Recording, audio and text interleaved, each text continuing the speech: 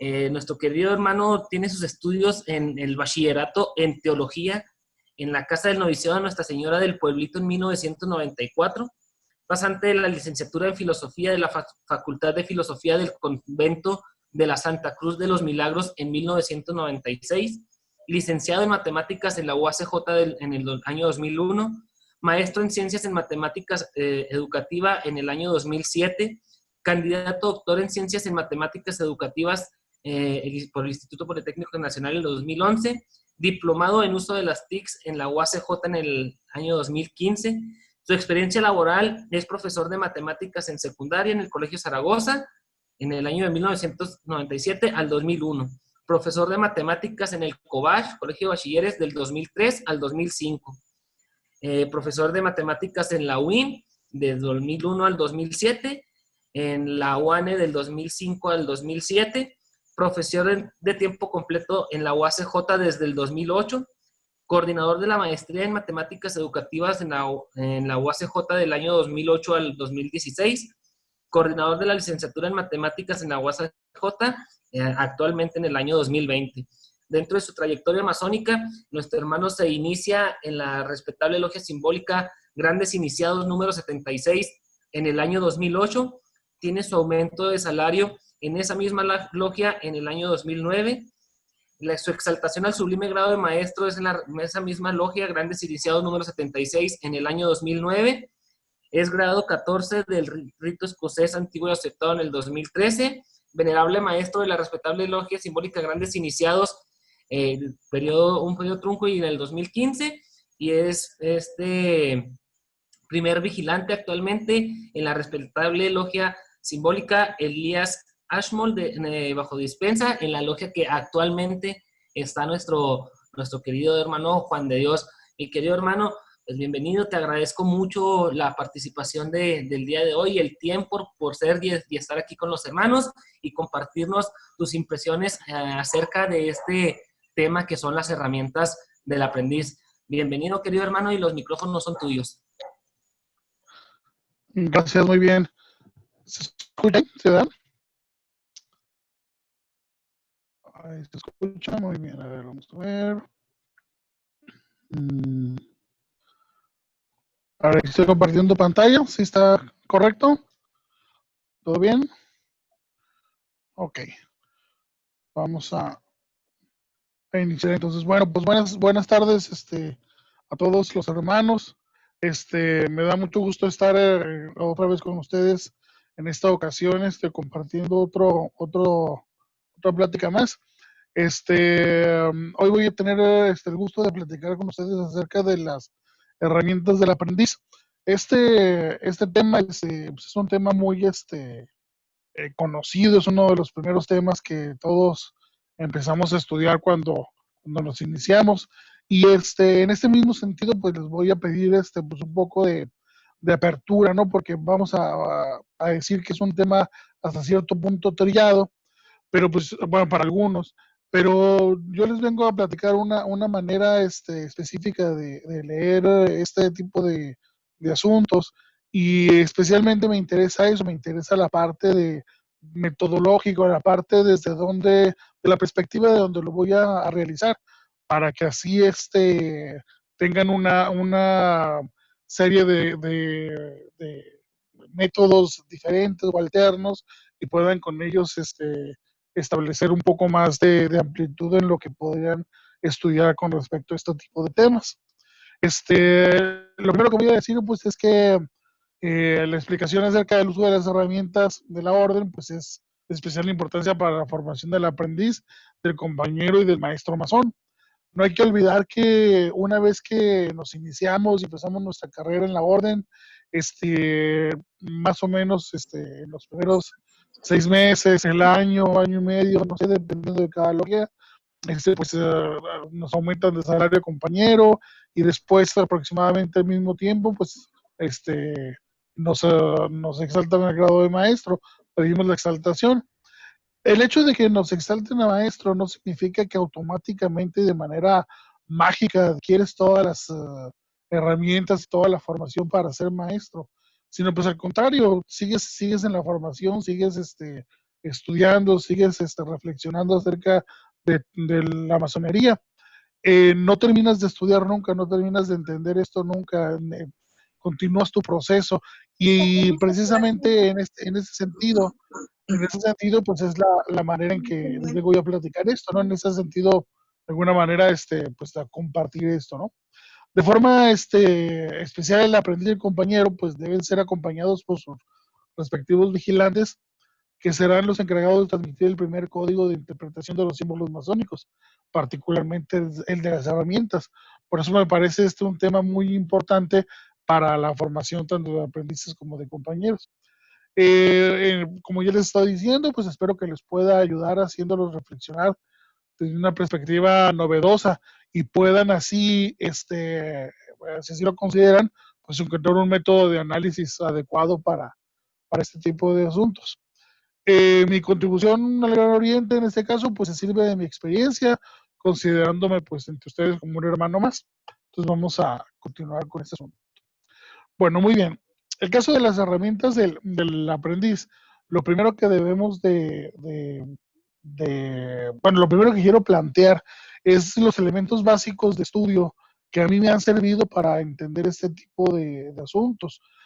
No significa que sean los únicos, pero es una manera de aproximarse. Y eso es precisamente lo que les vengo a compartir, la manera en cómo aproximarse a este tipo de estudios y hacerlo de una manera que no, vuelvo a decir, no es la única, no estoy diciendo que sea la mejor, simplemente es una manera más que puede ayudarles a entender un poco. A veces no nos dicen cómo acercarnos a este tipo de estudios. Entonces esto quiere decir, quiere ayudar también en la parte de un tanto del cómo. Voy a partir de elementos básicos para nuestro estudio y esos elementos son en los que me baso para hacer este tipo de estudios. Lo primero, pues, es entender que la masonería es una organización que surge a finales del siglo XVII y principios del siglo XVIII, situada en la historia y culturalmente anclada en el siglo de las luces. Con esto lo que quiero decir, que ya la vez pasada que compartí una plática con ustedes también, pues ya lo dejé más o menos más extendido en aquella plática, estoy partiendo del presupuesto que la masonería moderna está históricamente situada. No estoy negando ni poniendo en duda algunos otros elementos acerca del origen de nuestra orden, ni aquellos que se pierden en la oscuridad de los tiempos, ni mucho menos. Simplemente estoy partiendo de un punto de referencia. Un punto de referencia que es establecer, por lo menos para esta plática, que la masonería está históricamente anclada, está históricamente situada y culturalmente anclada específicamente.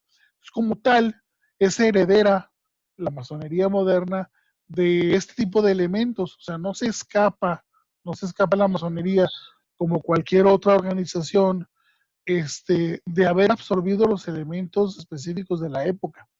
No se puede retraer, no se puede dejar aparte cualquier organización, nace en un periodo histórico específico. Y a pesar de que podamos decir que nuestra orden nace hace tantos años o conoce qué personaje perdido en el velo de los tiempos, no estamos con plena seguridad de eso, no tenemos la seguridad. Entonces, para estudio, yo me baso principalmente partiendo de esto, de atender este asunto. El segundo elemento que tiene que ver con ahora sí es específico de este tema de las herramientas, pues es el landmark número 24, que ahorita lo voy a comentar enseguida. Otro es partir de una teoría del estudio de los símbolos o el estudio de los signos, específicamente pues la teoría semiótica de Humberto Eco. Esta teoría no es la única teoría semiótica, no es la única manera de aproximarse al estudio de los símbolos, no es simplemente una más entre las maneras que podemos aproximarnos. Ahorita más adelante voy a explicar acerca de esto. Y por último, como cuarto punto, la navaja de Occam, que es una manera que, pues como mi formación de científico me dicta, pues este elemento es importante para mis estudios. Entonces continúo con este asunto. Primeramente, pues con el landmark número 24. El landmark número 24 es importante en nuestro estudio, ahorita específicamente en esto, porque es el que fundamenta precisamente lo que tiene que ver con la manera en cómo la masonería parte de una masonería operativa y se transforma en una masonería especulativa. Y como el landmark 24 nos dice que debemos de tener siempre presente el simbolismo del arte de la construcción. Ahorita les estoy mostrando ahí en la presentación precisamente la publicación del American Quarterly Review of Masonry. El editor era Albert Mackey, de 1889, si no me equivoco. Ahí está el año, y 1859, 1859. Y esta es precisamente la manera en cómo el señor Mackey publica en esta publicación periódica varias cosas, ¿no? En este volumen en específico hay escritos, por ejemplo, de varios personajes importantes en la masonería. eh, Ese fue el nombre, de Albert Pike, por ejemplo, de Albert Pike, están escritos en esta parte, y en la página 230 de esta publicación está precisamente un estudio que Mackey hace acerca de la legislación de la orden. Y los landmarks de Mackey son interesantes porque no había ningún otro anterior de una manera fundamental, una manera específica de codificar los landmarks. Es uno de las primeras codificaciones. Y el 24 nos habla de eso. Se los leo rápidamente. El landmark número 24 nos dice acerca de otra marca de la orden: es el establecimiento de una ciencia especulativa sobre un arte operativo y el uso simbólico y explicación de los términos de este arte con propósitos de enseñanza moral. Es decir, separa la masonería operativa de la masonería especulativa, pero nos dice que debemos de seguir utilizando los símbolos del arte de la construcción. O sea, específicamente esta es la parte que nos dice el landmark.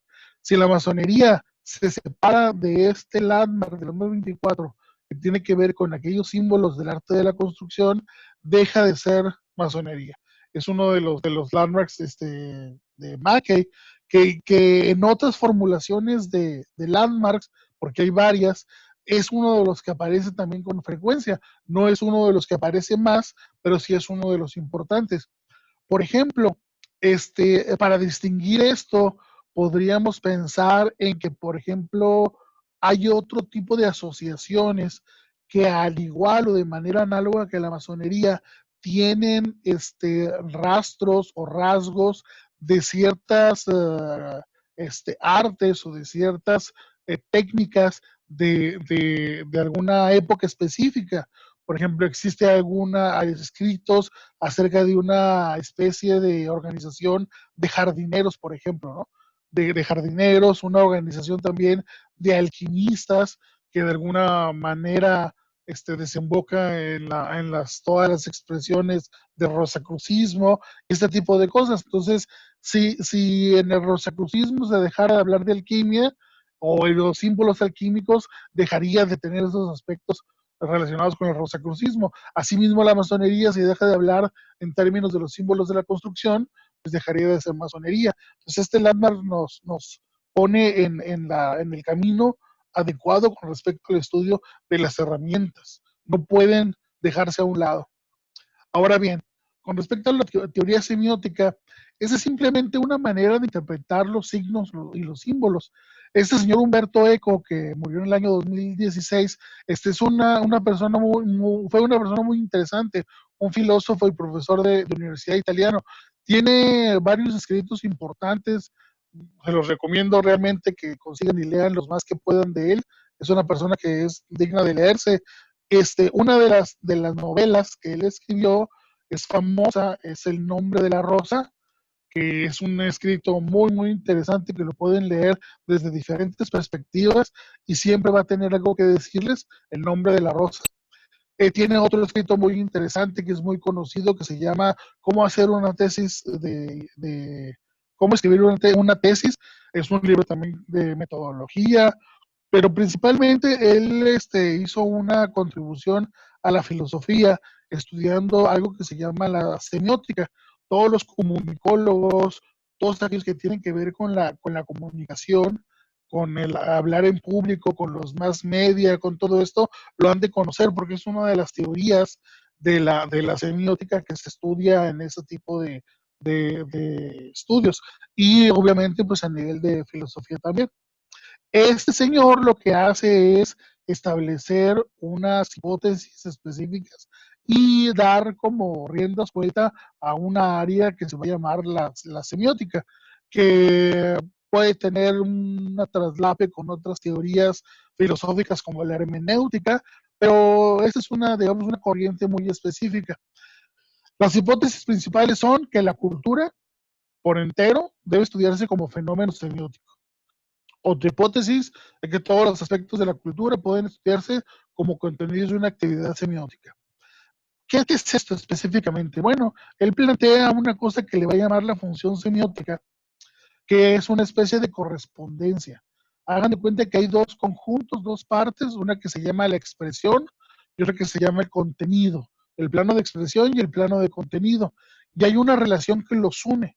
Entonces existe una función semiótica cuando una expresión y un contenido están en correlación y ambos elementos se convierten en funtivos de la correlación.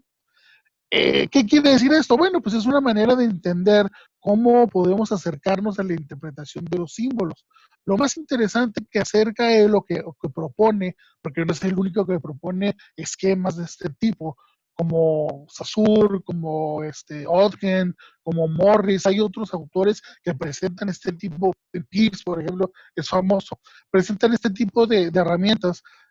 Lo que él propone o la parte que lo distingue es la parte que voy a decir enseguida, que es que los signos son los resultados provisionales de reglas de codificación que establecen correlaciones transitorias en el que cada uno de los elementos está, por así decirlo, autorizado a asociarse con otro elemento y a formar un signo solo en determinadas circunstancias previstas por el código. Dicho de palabras llanas, tenemos un símbolo, tenemos lo que quiere decir, pero él acerca algo, un aspecto cultural que tiene que ver con el código de interpretación del símbolo.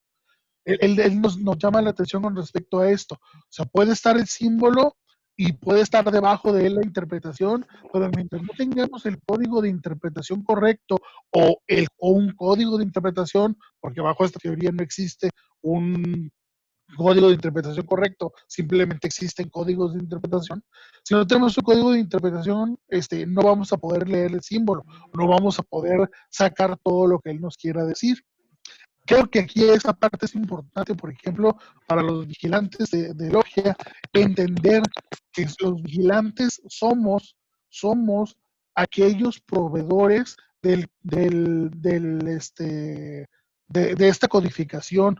Somos a los que estamos proveyendo las reglas de codificación. Nosotros somos los que proveemos como vigilantes a los recién iniciados, a los aprendices y a los compañeros, somos los que mostramos las reglas de codificación. Somos aquellos que se supone que estamos más inmiscuidos en la masonería y entendemos cómo darles interpretación a los símbolos. Entonces, nuestra parte como vigilantes o una parte, una herramienta, digamos, de carácter filosófico que tenemos que darle a los aprendices y compañeros es aquel código de interpretación. No él con mayúscula y el único código de interpretación, sino un código de interpretación que pueda servir como base para que el aprendiz y compañero continúe buscando más códigos de interpretación. Entonces, esta es una de las herramientas importantes que como vigilantes o en general los maestros tenemos que dar a los aprendices y compañeros, dotar de sentido, dotar de significado, con un código de interpretación específico. Este código de interpretación, ahí el punto, ¿cuál va a ser? ¿Cuál es? ¿De qué lo vamos a nutrir? Aquí voy a hacer una crítica que tal vez algunos maestros me disculparán, pero pues es una crítica como tal, ¿no? Pero a veces queremos, bueno, esto que voy a decir, ya lo expuse alguna vez en mi logia madre y fue todo una discusión muy agitada. Mi venerable maestro me regañó y todo el asunto, pero bueno, ahí va. A veces queremos ver en los símbolos masónicos, queremos ver lo que no hay. Queremos ver en los símbolos masónicos, por ejemplo, descubrir el lado derecho que ilumina la parte superior de la espada, que inclinada hacia el oriente y orientada hacia no sé dónde, bajo ciertas circunstancias, refleja y hacemos ahí una bola de vueltas dándole una sobreinterpretación al símbolo. No estoy diciendo que no se pueda, sino simplemente que no es una manera adecuada, considero, de acercarnos al símbolo de primera instancia. No podemos acercarnos al símbolo masónico de primera instancia y tratándolo de encontrar todos aquellos códigos de interpretación, haciendo uso de la teoría semiótica, todos aquellos códigos de interpretación que pudiera tener, que pudiéramos dotarlo. El aprendiz y el compañero necesitan especificidades para empezar a trabajar y eventualmente van a ir desarrollando y nutriendo sus códigos de interpretación. Pero de primera instancia, creo que no es como adecuado darles tantos sentidos. Por ejemplo, el libro de los 33 temas del aprendiz, que no lo usé como fuente en este caso, pero me recordó a eso, habla del sentido simbólico, filosófico y esotérico de los símbolos, ¿no? Estos podríamos considerar 3 códigos de interpretación diferentes, los cuales considero que algunos de ellos son pantanosos y son poco claros. Iniciado con respecto a la persona que se acerca y quiere saber acerca de la masonería y quiere establecer reglas para su vida, quiere ser un poco más de lo que ha sido, y nosotros lo llenamos a veces con mucha niebla, creo yo. Pero a ver, no sé ahorita, a ver que en los comentarios qué me podrán decir de esto. Por lo tanto, esto me lleva al segundo aspecto, el tercero, perdón, de mi método, que tiene que ver con la navaja de Ockham. Los que estudiaron ciencia han de saber qué es la navaja de Ockham.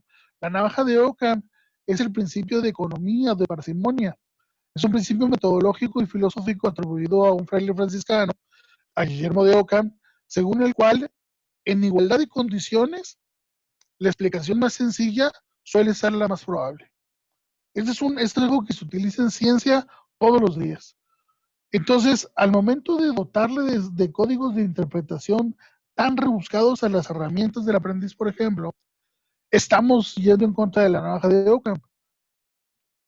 Conste que no estoy diciendo que no existan esos códigos de interpretación o que no exista otros sentidos del símbolo o algo más profundo. No estoy diciendo que no existan, simplemente estoy diciendo que la navaja de Ockham nos ayuda a darle una tajada a no multiplicar los entes, a no multiplicar aquellas cosas que lo van a hacer más complejo. Esto implica que cuando dos teorías en igualdad de condiciones tienen las mismas consecuencias, la teoría más simple tiene más probabilidades de ser correcta, de ser más correcta que la compleja, ¿no? Entonces, esto también es una herramienta, algo que los vigilantes sería muy conveniente que le pasáramos a los aprendices y compañeros, porque esto es una herramienta que va a servir para poder establecer una manera específica de acercarse a los símbolos y a la masonería. Y conforme vayamos avanzando en estos códigos de interpretación y nuestra experiencia se haga cada vez más rica, pues podemos ir enriqueciendo o haciendo más amplio nuestros códigos de interpretación y tal vez podríamos ir haciendo otros tipos de interpretaciones. Pero en primera instancia, la explicación más sencilla suele ser la más probable. Por eso es que dije la primera cosa que dije al inicio. Estoy partiendo del hecho de que la masonería nace como una organización a finales del siglo XVII y XVIII. O sea, me estoy anclando en ese periodo para poder establecer precisamente este principio, porque entonces, pues no caben algunas interpretaciones que a veces le hacemos a las herramientas. No digo, vuelvo a repetir, con mucho delicadeza, no digo que no se pueda ni se deba, sino simplemente como que no caben al inicio. Entonces, ¿cuáles son las herramientas del aprendiz? A final de cuentas, bueno, ya con esto que he dicho, pues la cosa queda muy rápida, muy clara. Por ejemplo, aquí tenemos un ritual que no es el de nosotros, es el ritual de emulación. Lo puse en primera instancia porque el ritual de emulación es uno de los primeros rituales o de los rituales que se conservaron de manera muy sigilosa en la Gran Logia de Londres. La historia del rito de emulación es muy interesante. Se sigue practicando en Inglaterra y en otros países este rito de emulación. Y lo interesante es que es de alguna manera una, ¿qué será? Una probadita de la parte como que podría ser que se acerque a la interpretación más en el siglo XVII y XVIII. No digo que sí sea esta, simplemente es una de las que está cerca de esa interpretación. Entonces esto nos presenta ahí en este rito, en este ritual, nos presenta precisamente las herramientas y nos dice ahí, por ejemplo, que van a presentar las herramientas de trabajo para el aprendiz de masón, y estas son la regla de 24 pulgadas, el martillo común, de common gavel, el cincel. Y explica también una manera de lo que significan. O sea, a veces queremos darles interpretaciones a nuestras herramientas y los mismos rituales nos dicen la interpretación. O sea, estos mismos rituales ya no las dicen, no tenemos que andarlas buscando. Voy a repetir, no estoy diciendo que no se pueda, simplemente los rituales ya nos dicen muchas cosas. Es la fuente principal de nuestro quehacer. En el rito de emulación, por ejemplo, los aprendices, compañeros y maestros tienen que aprenderse de memoria los rituales. Es una de las características de este rito, se tiene que aprender de memoria el ritual. Y durante mucho tiempo no estuvo escrito este ritual. Estuvo pasándose a través de una logia que se llamaba la Logia de Emulación, que precisamente fue la que conservó este rito y lo tuvo que escribir en algún momento.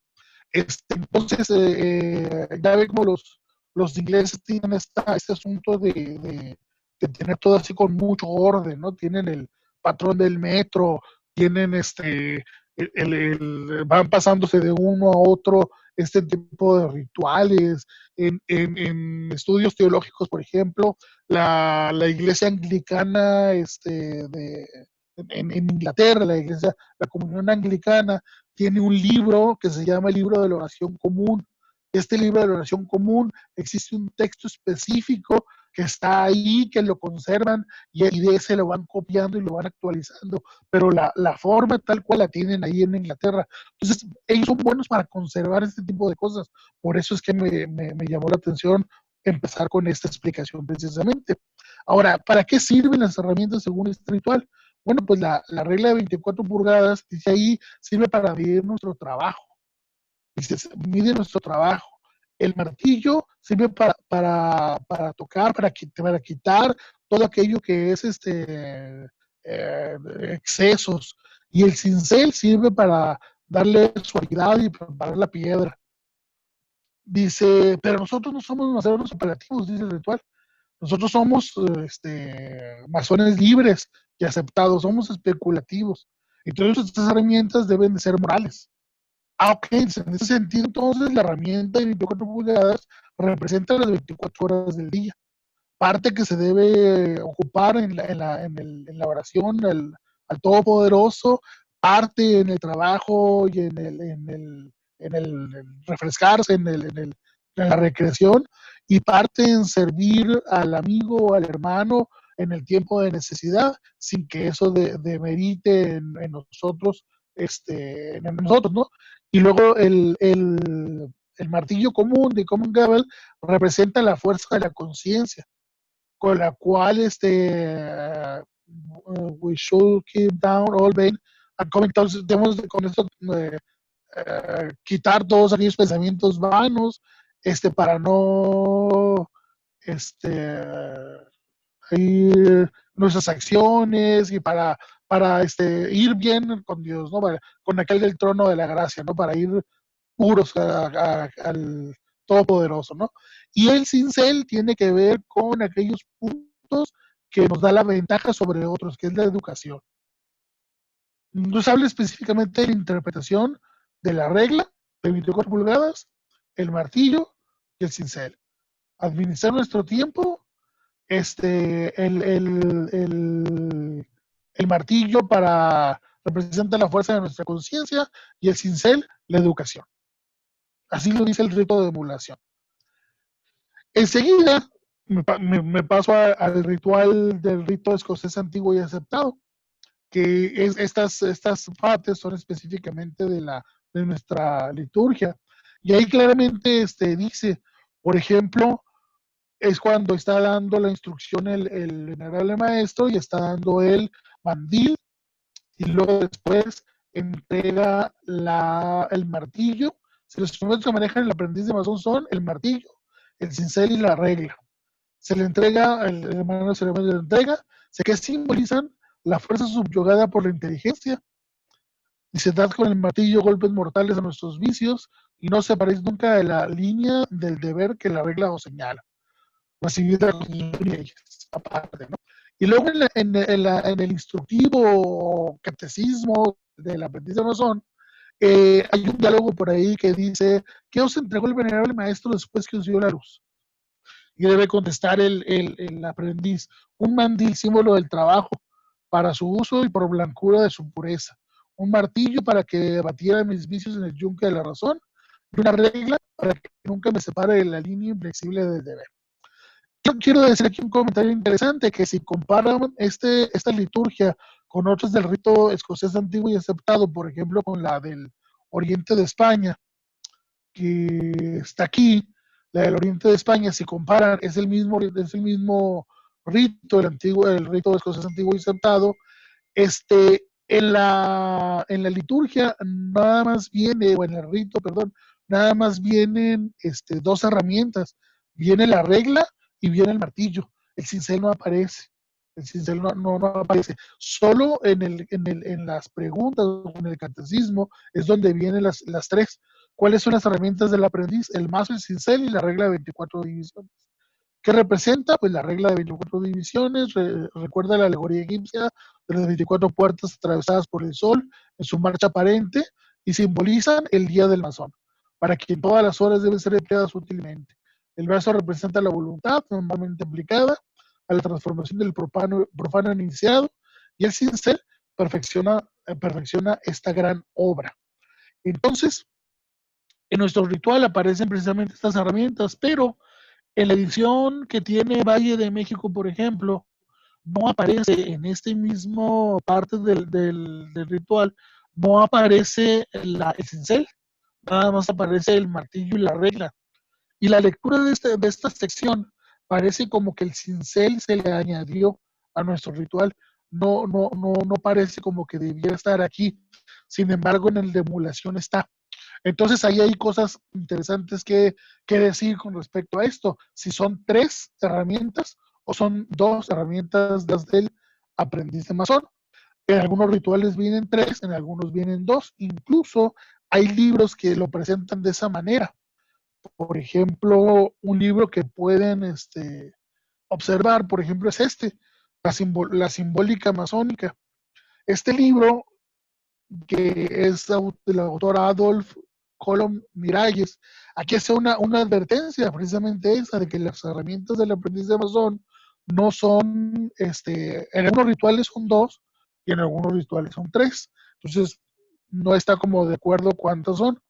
Lo que sí sabemos es que tiene que ver precisamente con el trabajo de la piedra bruta, o la piedra en bruto, la piedra que está sin devastar, la piedra que debe transformarse. Entonces esas herramientas son precisamente las que nos permiten hacerlo. ¿Y cuáles nos permiten? Pues es precisamente el martillo, el cincel y la regla para saber cuándo hemos terminado el trabajo. Y si comparamos las interpretaciones, pues tenemos más o menos este cuadrito. La regla de 24 pulgadas, pues puede representar las 24 horas del día, las líneas del deber, las horas del día empleadas útilmente. El martillo, la fuerza de la conciencia, sirve para dar golpes mortales a nuestros vicios y representa la voluntad. El cincel lo pongo entre paréntesis por el asunto de que no está claro en todos los rituales. Las ventajas de la educación, y es útil para perfeccionar la gran obra. Y en general, las herramientas del aprendiz pues se representan todas en colectivo la fuerza subyugada por la inteligencia. Es de decir que revisé los rituales del rito francés y del rito francés moderno y de ¿qué otro pude leer? Había otro que leí también y en el rito francés no encontré las herramientas, no encontré las herramientas. Introducen la parte de la instrucción con el mandil y con toda la batería, la palabra sagrada, la palabra de pase que sí existe en el rito francés, me parece que sí existe la palabra de pase en el primer grado, etcétera. Introducen varias cosas, pero no introducen las herramientas. Hice varias comparaciones de varios rituales. Pero este cuadro pues nos puede dar un acercamiento más o menos en este sentido. Entonces, ¿qué podemos decirle a los aprendices o qué es la primera parte de retroalimentación o de síntesis? A veces nos perdemos mucho en decir muchas cosas como lo he dicho y no decimos específicamente qué necesitan saber los aprendices para empezar, porque acuérdense que el aprendiz o el profano llega a la orden con muchas preguntas y llega queriendo, en muchos de los casos, ser mejor persona. Necesitamos una persona de buenas costumbres, pero queremos hacerla mejor. Ese es un eslogan de la Gran Logia de Londres, la Gran Logia de Inglaterra, que la masonería acepta hombres de buenas costumbres para hacerlos mejores. Entonces, en ese sentido, ¿qué le damos al aprendiz para que empiece a trabajar? Pues le damos el martillo y le ofrecemos esto, donde el aprendiz debe fortalecer su voluntad para desterrar los vicios que la fuerza de la conciencia nos hace evidentes ante nosotros. O sea, debemos enseñarles a fortalecer la voluntad. Eso es lo que tiene que hacer el aprendiz, empezar a entender y a distinguir entre los vicios que tiene y empezar a fortalecer su voluntad para irlos desterrando. Específicamente los vicios, aquellos que entorpecen su crecimiento como ser humano, que es precisamente a lo que viene la masonería. Viene a ser una mejor persona de lo que ya es. Entonces, esa es la primera parte que el martillo le ayuda a recordar. Deberá aprender a escuchar a su conciencia y establecer metas de cambio de conducta de aquellos comportamientos que nos hacen daño y que también dañan a los demás. Hay que establecer metas en el aprendiz. El aprendiz debe de ir haciendo uso de las herramientas y el martillo nos debe ayudar a esto, precisamente a escuchar a la conciencia, a escuchar y empezar a hacer cambios en nuestra conducta. La masonería es una organización que nos permite desplegar toda nuestra potencialidad como seres humanos.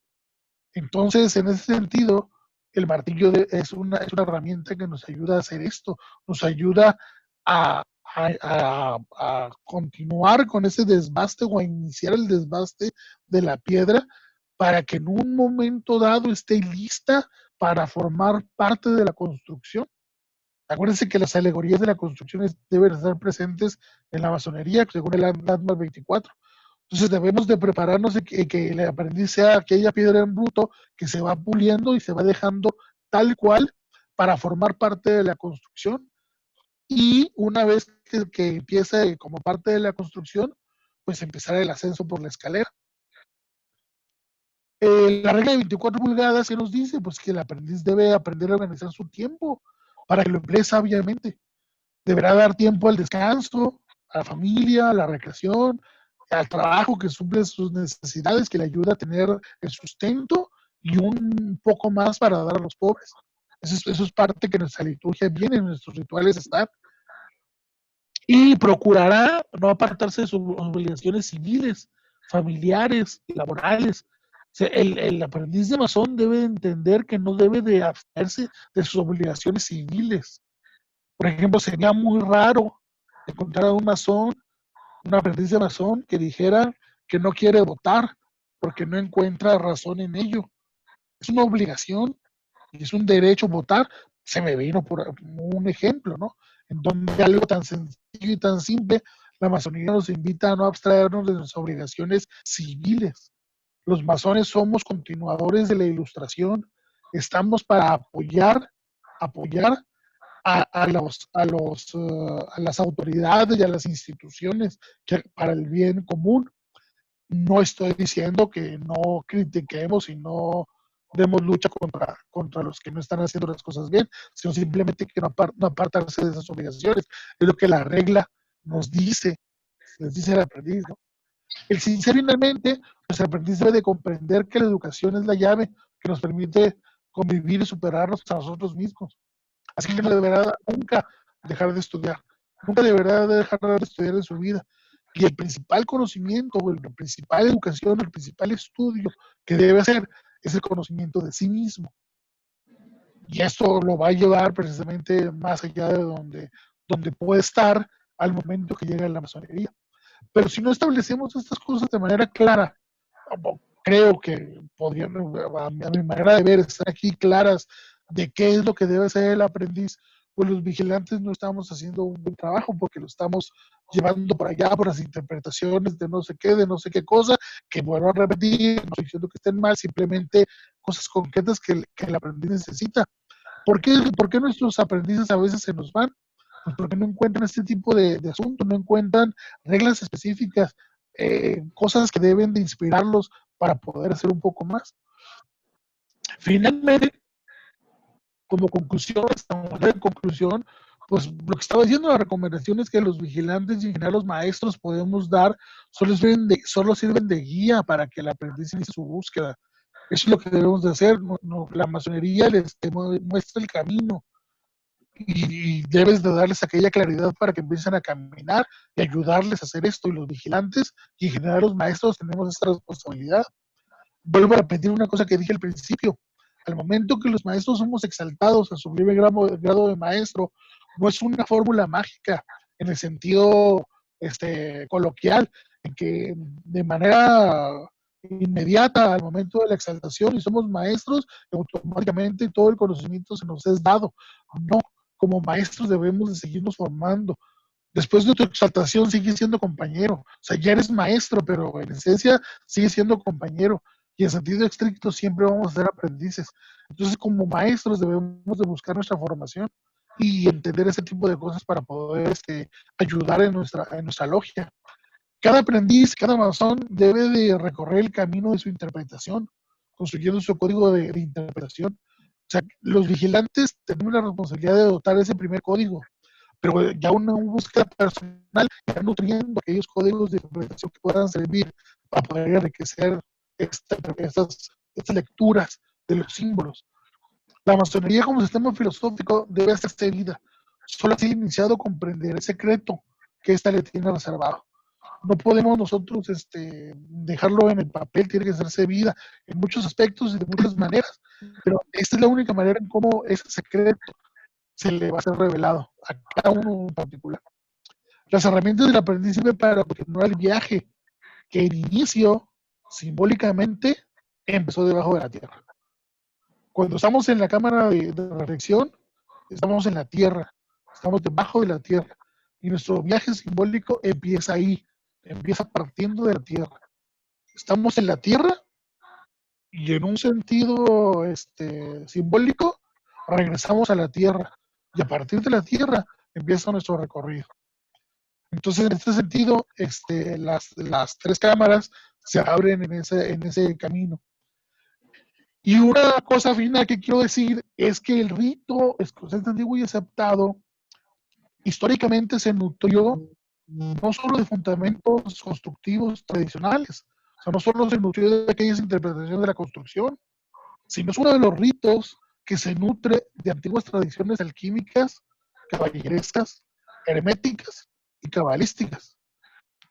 Pero eso es otra historia. Y esos otros códigos de interpretación y esas otras cosas que podemos discutir en otra ocasión. Con lo cual quiero decir que primero estoy en contra de otro tipo de interpretaciones. Simplemente que tenemos que partir de esta, una interpretación concreta. Y después buscaremos otra, porque nuestro rito es rico en esto. Nuestro rito, a ver, cosas antiguas y aceptado, se nutre históricamente de muchas tradiciones, de muchas mezclas que van a tener su final de cristalización en los 33 grados en Estados Unidos.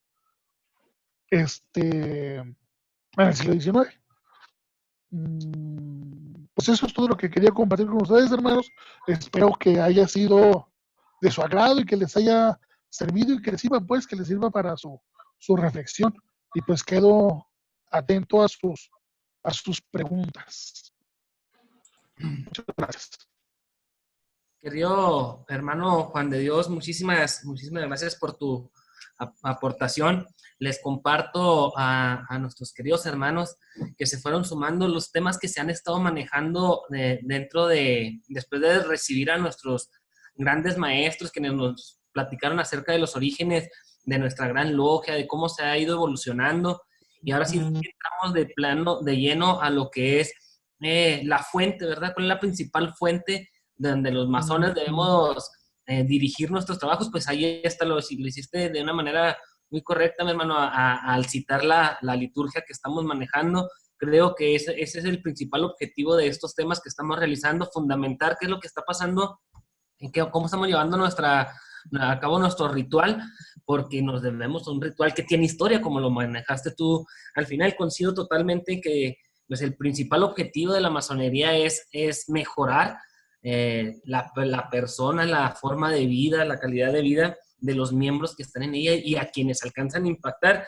Y el alto grado de especulación que implica discernir entre los símbolos, pues ha venido los símbolos, los rituales y sobre todo los conceptos antiguos que se manejan dentro de la orden, pues han venido dificultando los intentos por penetrar a los conocimientos porque nos perdemos, no le damos objetividad, no consultamos las primeras fuentes de información que debemos tener nosotros como la liturgia y especulamos y damos mala información a los aprendices y eso hace que se pierda también pues la idea, ¿verdad? De lo que se viene a trabajar dentro de los principios de nuestra orden y es precisamente lo que busca la academia, fortalecer, dar esos puntos de vista que se generen, que esperemos que sea pronto y que tengan los temas de discusión dentro de cada uno de los talleres, de cada una respetable logia simbólica y que nosotros podamos acompañar la metodología que se debe de implementar para la construcción del conocimiento dentro de las mismas logias. Ese es el principal objetivo que tiene la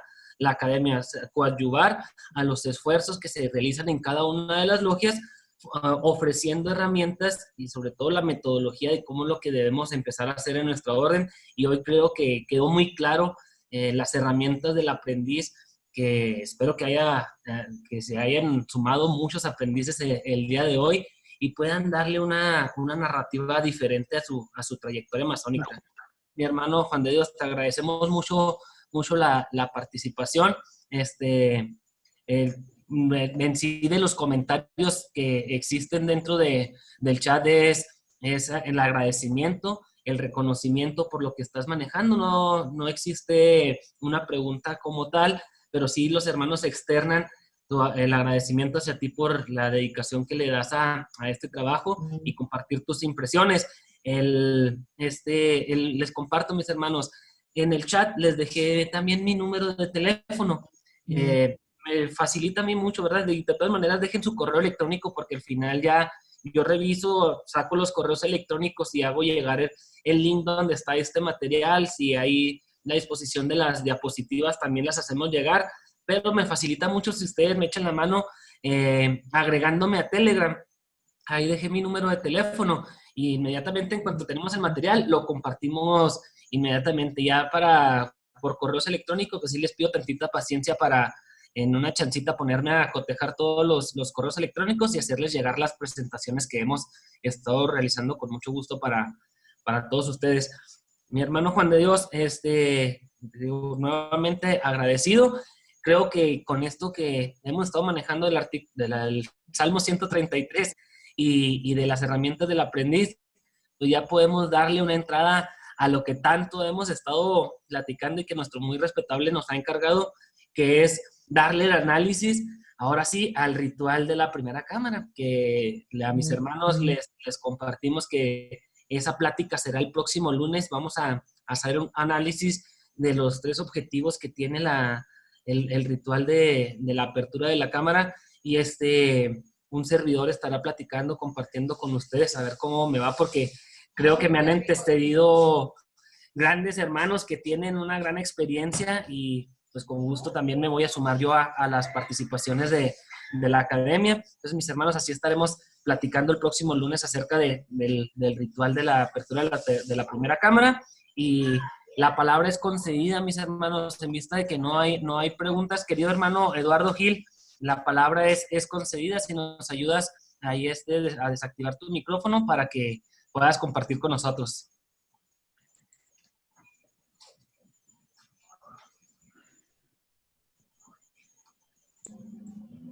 Listo, mi hermano, ahí está el micrófono activado para que... Gracias, buenas noches. Me da mucho gusto compartir con ustedes esta experiencia que ya hemos estado viviendo algunos hermanos en contacto con los hermanos que no están cerca de nosotros. Se habló muy ampliamente sobre las herramientas del aprendiz, sobre la regla sobre el cincel y el martillo, la conciencia, la fuerza y la dominancia. También se mencionó con respecto a que si algunas logias usan 1 o 2 instrumentos para el aprendiz, pues eso ya depende de cada quien, ya no depende de algún mandato, etcétera, sino que cada logia adapta y adopta lo más importante que crea que es para su logia, para sus personas que asisten a trabajos. Que si las logias son simbólicas, sí, pero ¿cuál es el problema del simbolismo? El problema del simbolismo es que cada quien nos pueden decir, mira, en la logia todo lo que tú ves es simbólico, y se quedan así. Y creemos o pretendemos que porque como nosotros ya lo hemos pasado, ya lo hemos vivido, los demás tienen la misma capacidad que nosotros, cuando a un aprendiz que es como un bebé, hay que irlo preparando poco a poco según sus necesidades, no según las creencias del maestro o según las creencias del taller o sus necesidades. Por ejemplo, hay que darle una interpretación tácita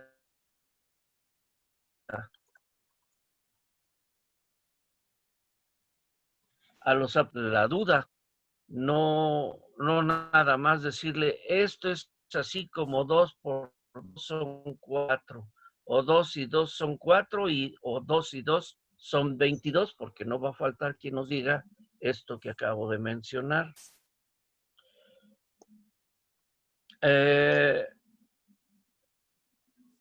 representa la regla? La rectitud, el cincel la constancia y el martillo la fuerza.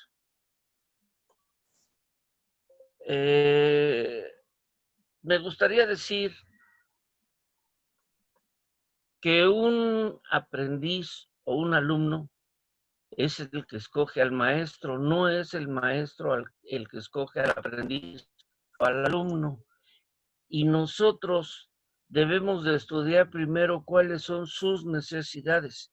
Si bien es cierto que tenemos una escuadra, que tenemos un cincel, que tenemos algunos algunas otras cosas, bueno, pues hay que irle enseñando a su nivel qué representa cada uno de esos utensilios de trabajo en el taller, porque si no puede pasar como el niño que le pregunta al papá, oye papá, ¿y qué es pene? Y le da una plática extensísima de anatomía y de fisiología, cuando el niño lo único que quería saber era que su abuelita le había dicho que su abuelito que rezara para que su abuelito ya no pene. Entonces hay que ver qué quieres saber cuando el aprendiz se acerca a nosotros.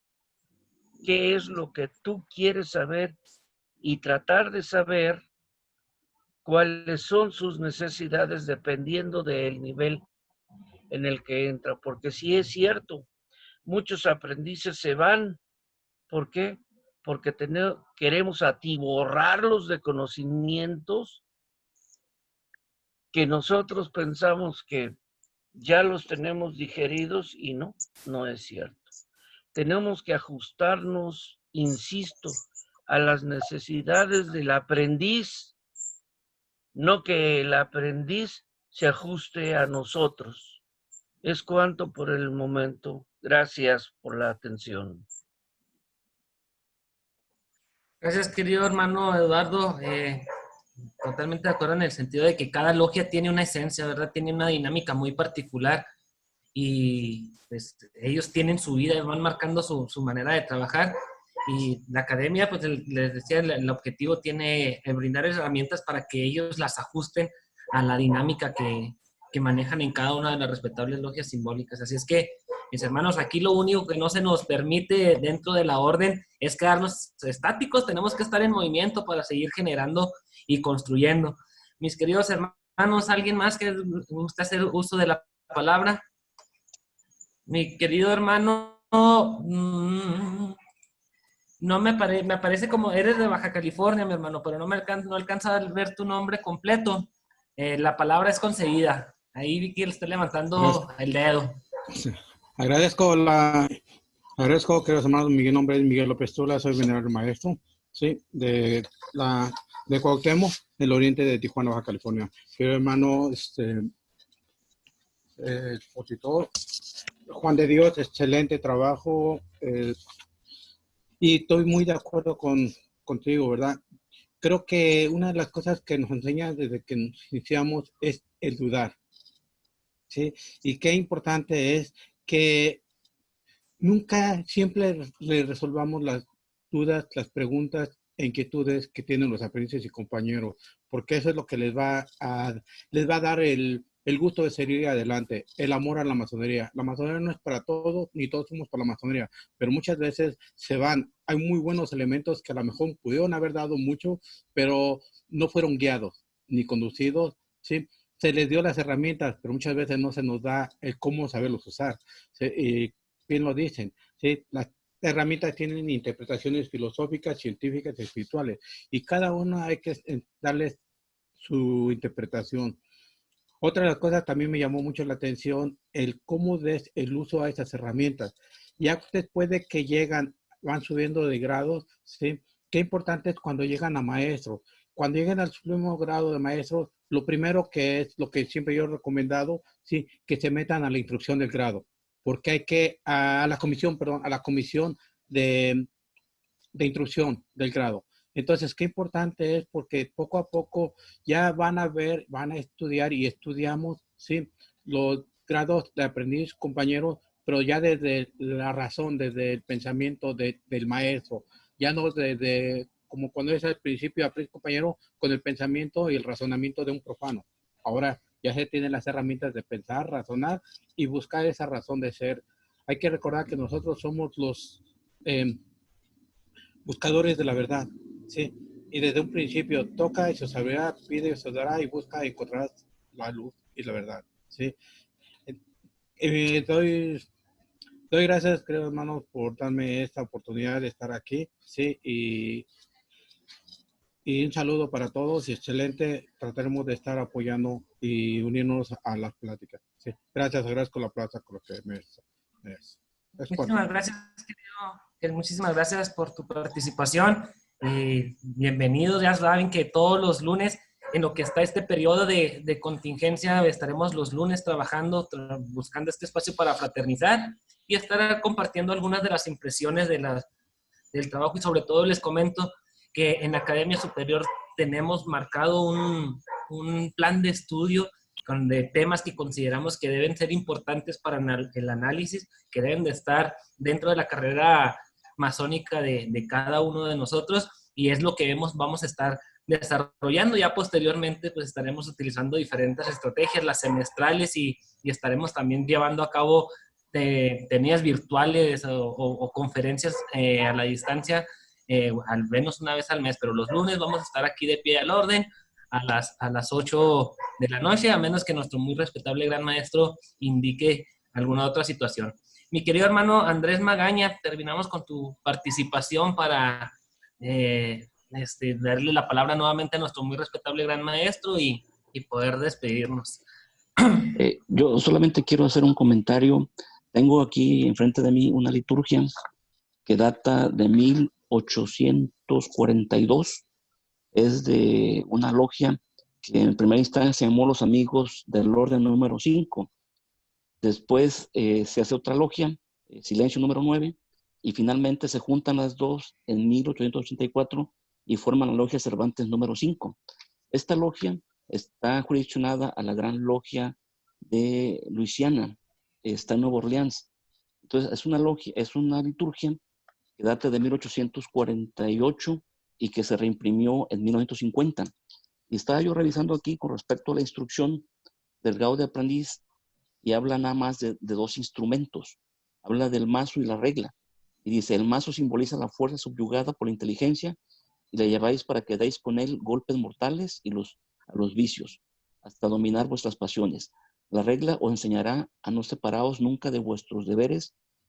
Y me llama la atención, pues, porque yo me di la tarea hace tiempo de estar revisando, porque la liturgia de Herbasa, la liturgia Valle de México, otras liturgias antiguas, antes de la de Herbasa, manejan cosas que me llaman la atención con esta liturgia que es más antigua. Por ejemplo, en la iniciación, las famosas bebidas, que son 3, que son 2. Aquí en esta liturgia también habla de 2.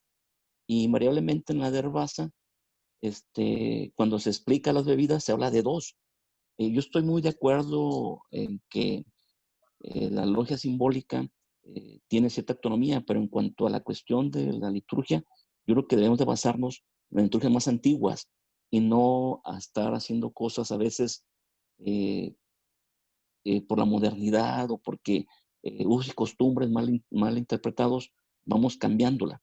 La otra cuestión importante que escuché es que al final de cuentas, como masones, queremos explicar todo lo que hay en la cuestión simbólica como que si fuéramos los descendientes de Irán Abid, cuando sabemos perfectamente que es una leyenda que se utiliza para el grado 3 y que anteriormente más había 2 grados. Y se lo voy a hacer más fácil. Generalmente, si ustedes hacen la pregunta, ¿cuál es la tercera enseñanza del quinto viaje? La mayoría de hermanos no la conoce porque fue eliminada de la liturgia. Y en esta que tengo yo en mis manos, ahí viene cuál es la enseñanza, la tercera enseñanza del quinto viaje. Entonces, a veces hemos perdido todo esto porque no nos remitimos a las fuentes para revisar cómo es nuestra liturgia. Tengo a la mano otra liturgia de Nueva York, de 1910, que me mandaron cuando me inscribí al Colegio de Ritos de Estados Unidos, y en esta no se manejan las herramientas, pero sí se manejan otras cosas muy interesantes con respecto a lo que es el rito escolar antiguo aceptado, que como sabemos en Estados Unidos pues no es muy común, son muy pocas, realmente muy pocas logias que manejan este rito. De hecho, yo creo que la mayor parte está en la Gran Logia de Luisiana y sobre todo en la parte de Nueva Orleans, porque era una parte influida por los franceses. Entonces, en esta otra que tengo acá, hace explicaciones inclusive de cómo se hace el rito francés y cómo es el rito escocés con respecto a algunas cuestiones. Por ejemplo, nosotros empezamos con el pie izquierdo, los franceses empiezan con el derecho. Pero si nosotros no sabemos de dónde viene el origen, a veces alguien dice, no, es que es con el derecho, y no con el izquierdo. Por ejemplo, en esa misma liturgia dice que el signo es hacer escuadra con los dedos, el pulgar separado de los otros 4 haciendo escuadra. Y algunas veces ponen el pulgar hacia abajo y no en escuadra. Y aquí lo señala muy bien la descripción de cómo hacerlo en esta otra liturgia. Entonces, si nosotros nos remitimos a las liturgias antiguas y revisamos, vamos a ver el origen del ritual. Pero sobre todo, a mí me gustaría, pues, como maestros masones, no tratar de que todo lo cuestión simbólica las queremos remitir como que somos la agrupación más antigua de la humanidad y nos remitimos a los misterios de los egipcios cuando iniciaban los sacerdotes, y luego decimos que eso es parte de la esencia de la masonería, y a veces decimos un montón de cosas que confundimos al aprendiz cuando la masonería es algo más sencillo, es algo sin tantos cuestiones que enredamos al aprendiz, como bien alguien decía, que a veces tenemos buenos aprendices y se van por todo el embrollo que les manejamos con la cuestión simbólica y lo hacemos que a veces trate de asimilar cosas que realmente no tenemos elementos ni hay los antecedentes para decir, pues esto es, la masonería tiene estos antecedentes, ¿verdad? Yo me quedo con el siglo XV, con los escoceses que ya trabajaban en logia y que al cuartito donde guardaban esa herramienta le decían logia. No sé en otros estados, pero en Colima todavía todas las que construyen, ya sea una casa o un edificio, tienen un apartado donde guardan herramientas y guardan el cemento por si llueve, y guardan cosas ahí, y ahí es donde descansan los albañiles.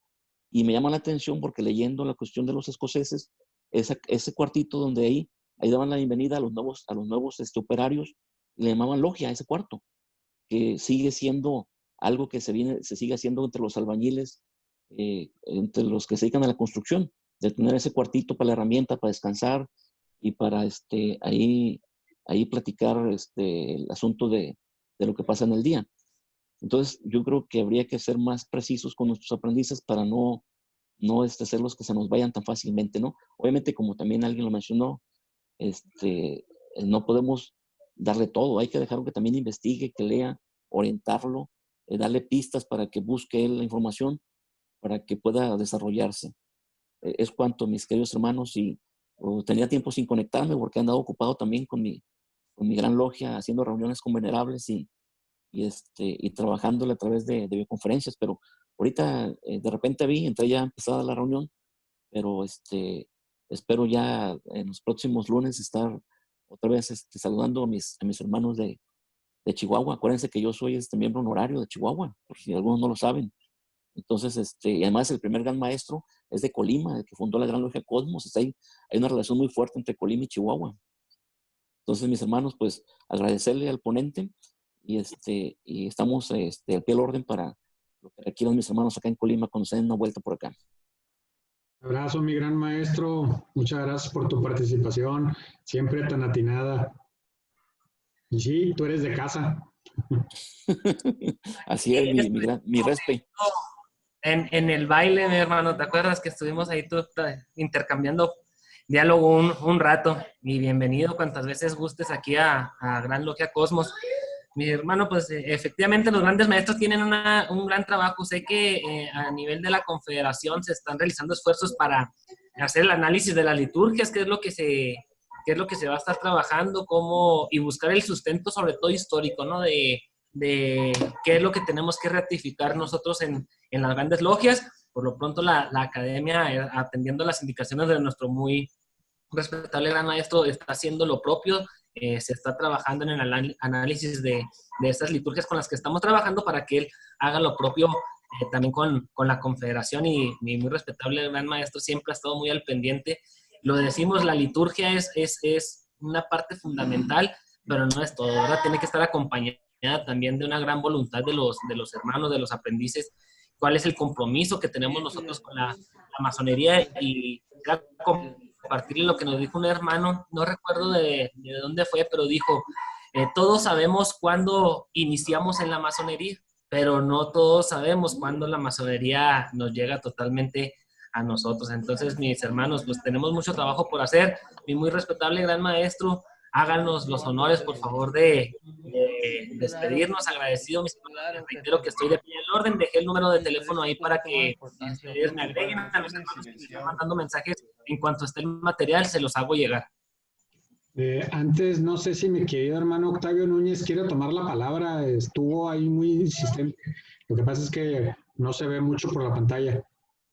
Ok, mi querido hermano Antonio Núñez, ¿verdad? Octavio Núñez. Octavio La Núñez. palabra es Octavio Núñez, mi hermano. La palabra es concedida. Os agradezco mi venerable, perdón, mi respetable maestro, mi gran maestro Marcos Delgado y mi venerable hermano rector de la Academia Masónica. Soy Octavio Núñez, miembro de la respetable logia simbólica Plutarco Elías Calles número 7 del oriente de Chihuahua, Chihuahua, el segundo distrito masónico aquí en el estado. Les mando un triple abrazo fraterno a todos mis hermanos. Y nomás quería hacer una participación respecto a la situación de la liturgia. Como decía era presidente de la Confederación, mi hermano, no recuerdo el nombre, un doctor de Tijuana, que en paz descanse, ya pasó a ocupar su lugar en la columna del Eterno Oriente. Él decía, mira, es que es fácil, necesitamos retomar lo que dice la liturgia. O sea, la liturgia no necesitamos aprendernos de memoria lo que tiene que decir el venerable, lo que tiene que decir el primer vigilante, porque caemos de repente en cosas que son tan esenciales. Por ejemplo, sabemos que nosotros nos guiamos por los planetas, ¿no? Y los planetas se mueven en elipses. Entonces, hay muchas logias en donde se mueven en cuadros alrededor cuando el maestro de ceremonias está caminando o viajando alrededor de la logia, y hasta truenan los pies, ¿no? En cada esquina, y pues los planetas nunca han circulado en un rectángulo, ¿no? O sea, circulan en una elipse. Entonces, hay cosas que las dejamos de largo. Entonces, sí, yo sé que hay una gran esfuerzo de los venerables maestros y del presidente de la Confederación por estandarizar o por poner que vaya, que todas las logias llevemos el mismo ritual. Sí, y es difícil, ¿no? Porque dentro del mismo oriente, dentro del mismo, es más, nosotros en Chihuahua tenemos logias de lunes a domingo. Entonces, la logia del lunes a veces no lleva el ritual como dice la liturgia. Entonces, porque siempre estamos con que yo recuerdo en la liturgia cuando yo me inicié, pero recordemos que pues hay todo un protocolo que tenemos que seguir. Entonces, yo creo que sería bien interesante y bien importante el trabajo de la academia para poder llegar a tener una liturgia en la que si yo voy a Yucatán, en Yucatán se trabaja igual que como trabajamos en Chihuahua, ¿no? O en Chihuahua trabajemos igual que como se trabaja en Querétaro, o en Nayarit, o en Baja California, pero que vaya a llegar a tener esta estandarización pues del ritual, porque sí es difícil que de repente, sobre todo los aprendices, ¿no? Que todavía tienen poquito miedo de levantar la mano y van a algún otro oriente, y luego que lleguen y resulta que el ritual que ellos conocen pues no es nada similar al que están llevando a donde llegan a tocar las puertas. Entonces, yo creo que sí es bien interesante y bien importante estandarizar esto, independientemente de quién tenga la razón, no buscar quién tiene la razón o quién tiene la verdad, sino trabajar para que nuestros aprendices lleven el mismo ritual en todo el país. Ahorita nada menos me conecté tarde, pero nomás en el ratito que me conecté estaba oyendo de las liturgias que estaban mencionando ahí mis hermanos, no hablan de lo mismo las liturgias. Entonces, sin buscar quién tenga la razón, pero sí necesitamos tener un estándar de qué es lo que se debe llevar, ¿no? Y que si en una se menciona el marro y en la otra no se menciona el marro y en la otra se menciona el pincel y la regla de 24 pulgadas, pero en otras no. Entonces, nomás aquí en esta plática, en este poquito que hemos hecho, hay muchas diferencias, entonces yo creo que es bien importante el trabajo de todas las academias masónicas, de las grandes logias, y que nuestros respetables maestros, en consenso con el presidente de la Confederación, pues saquemos una liturgia en donde podamos decirle a nuestros hermanos o podamos ponernos de acuerdo cómo se debe llevar el ritual, ¿no? Es cuanto mi respetable, muy respetable gran maestro y mi rector de la Academia Masónica, estoy cuanto. Gracias por la oportunidad. Muchas gracias por tus palabras, querido hermano. Y sí, hay un gran reto en esa situación de estandarizar las liturgias para que sí no exista, porque de repente en el mismo oriente de Chihuahua vamos y vemos que son maneras diferentes de trabajar, y los hermanos aprendices hasta regresan más confundidos de por qué en aquella logia es así, por qué en esta es así. Entonces sí tenemos que estar trabajando, estamos en ello, hermano. Hay procesos para poder hacerle las modificaciones a la liturgia, o el establecer los cambios a la liturgia. Entonces, nuestro muy respetable está muy interesado en esa situación. La academia está haciendo lo propio. Esperemos que próximamente en las semestrales que tengamos, que ya podamos realizar, va a haber temas, va a haber mesas de trabajo, va a haber ofrecimiento a través de la academia para poder darle análisis, y quien guste participar en estas estrategias, pues bueno, será el resultado mayor, ¿verdad? Si entre más hermanos se sumen, mejores resultados vamos a tener. Entonces, mis hermanos, estamos trabajando en ello. Le quiero agradecer, ahorita se me olvidó el nombre, pero ya me contactó nuestro querido hermano Sergio Hurtado Mireles. Te mando un abrazo, mi hermano, hasta Cancún, Quintana Roo, porque sí, esas palabras que dijiste sí impactaron y sí tienen un cambio muy sustancial en lo que llevo yo en mi carrera masónica. Esperemos que todos vayamos aprovechando estos intercambios de luz para rectificar el camino. Mi muy respetable gran maestro, la palabra es concedida ahora sí ya para despedirnos. Gracias, mi rector. Mi Tavo se está refiriendo al querido hermano Raúl Gómez Mariscal, expresidente de la Confederación, y sí, ya ocupa su columna del Eterno Oriente. Mis hermanos, pues no hay mucho más que agregar. Esto no quiere decir que al tema, porque el tema pues es inagotable.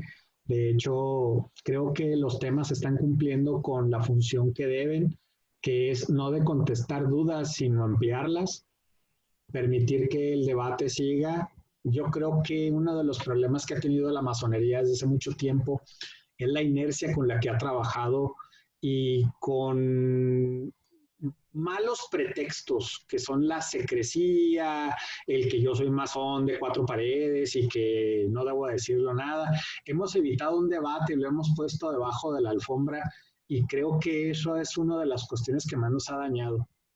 El debate se tiene que dar independientemente del tema, y se tiene que dar, por supuesto, desde todos los puntos de vista y todas las aristas que los masones estamos acostumbrados a tocar.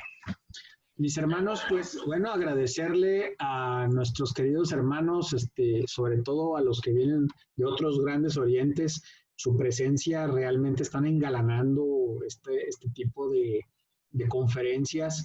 Esperamos que nos sigan acompañando. Agradezco particularmente a nuestros grandes maestros Leonardo Martínez y Andrés Magaña Moreno, de Nayarit y de Colima, respectivamente, a nuestro gran Máster Sandro Denis de Belice, que pues no se pierde una sola de nuestras videoconferencias. Agradecer a todos los queridos hermanos de Sonora, de Guerrero, de Oaxaca, de Tabasco, de Chiapas, de Zacatecas, de todos los orientes de donde nos están visitando. Mis hermanos, solo me queda decirles que les deseo no solamente una gran noche, sino que tengan una cuarentena adecuada, que estén bien, de buenas con sus familias, que sus familias estén bien. Hay una tradición ya de estas conferencias que abrimos todos los micrófonos, decimos de dónde somos, mandamos saludos, se forma una desarmonía muy musical, si me permiten la mala analogía. Les envío un abrazo fraterno a todos ustedes, mis queridos hermanos, y nos vemos muy pronto en estos confines. Mi querido hermano Juan de Dios, muchísimas gracias. Un abrazote, reitero el agradecimiento y estamos de pie al orden, mi hermano. Saludos, Desde hermanos, a Nayarit, todos. un abrazo para todos mis hermanos. Un Desde abrazo, Nuevo mi León, hermano. un abrazo para todos. Desde Tijuana, Baja California. Chiapas, un abrazo para todos. Un abrazo. Coahuila, un abrazo a todos. Un abrazo. Hermanitos, un fuerte abrazo. Desde Torreón, Coahuila, un fuerte abrazo, mis hermanos. Saludos. Nuevo León. Un abrazote. Gracias por la plaza blindada. Saludos a todos desde Tabasco. Saludos desde Celaya. Buenas noches, hermano José Guerrero. Un Saludos abrazo. desde Colima. Desde Michoacán, Juan José Paz. Saludos desde Aguascalientes, hermano. Un abrazo, Aguascalientes. Desde